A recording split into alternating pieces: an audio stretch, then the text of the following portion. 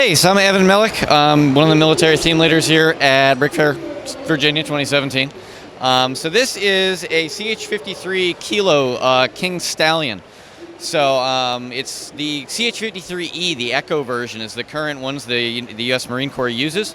So those guys, it can pull about 17,000 pounds, I believe. It's a 3-engine aircraft. And what this new version is currently being prototyped by Lockheed Martin and Sikorsky. Can pull about 35,000 pounds, so it doubles the total capacity for the aircraft.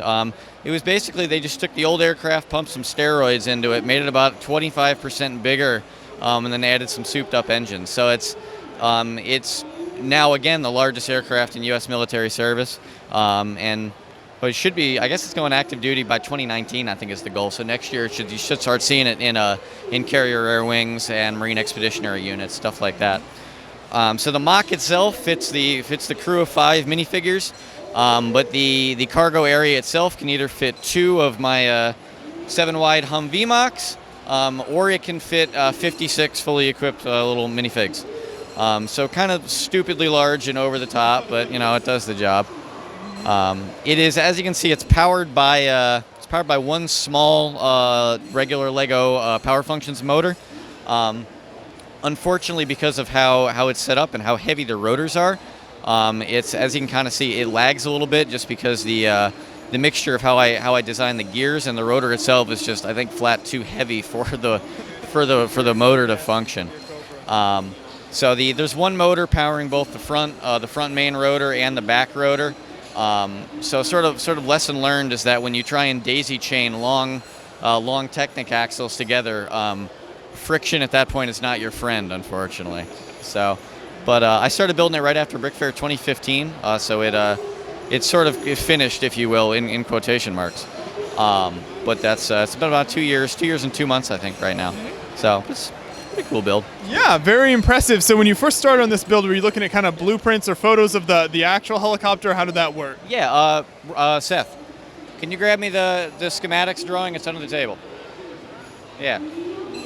So usually what I do is most of my stuff is built at about a 1:40 scale. So what I'll do is I'll get like a 3 view like this, and get like the ratio, like foot to studs or whatever it would be at that correct size. And then I'll literally just draw it out with rulers and figure out what sections or what distance, etc. With. So you get a blueprint from there, and then you sort of build. I build like a frame, and then just pick something. With this, I knew I needed a place to start, so I started with the windshield piece, and then built the cockpit around it, and then just moved backwards. Yeah. And is it pretty structurally strong? Can you pick it up and move it around fairly easily? It is quite structurally strong. If I can get in here, no. If I can get in here without the rotors having a heart attack. Woo! There you go. Yeah, so it is totally swooshable, which is kind of nice. But yeah, the tail, just like a normal naval aircraft, the tail actually folds in as well. So that's another sort of lesson learned with the motorization, is that I actually had to find a way to break the axle so it would be able to fold. So kind of cool as well. But yeah, it is relatively swooshable. Has the figs in the cockpit, and you can kind of see, turn it around on the back.